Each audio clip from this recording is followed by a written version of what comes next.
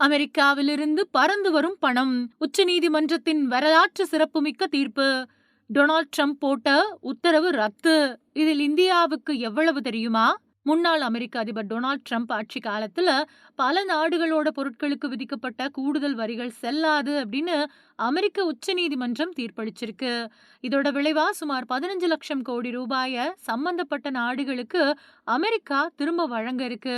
இதுல இந்தியாவோட பங்கா சுமார் 10ல இருந்து 12 பில்லியன் டாலர் வரைக்கும், இந்திய மதிப்புல சுமார் 8000 கோடி ரூபாய்க்கும் மேல ரீஃபண்ட் கிடைக்கும் அப்படின்னு எதிர்பார்க்கப்படுது.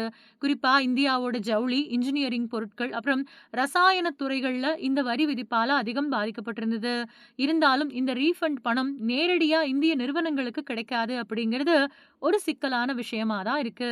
அமெரிக்க சட்டப்படி இறக்குமதி வரிய செலுத்தின அமெரிக்க நிறுவனங்கள் மட்டும்தான் அந்த பணத்தை திரும்ப கோர முடியும்.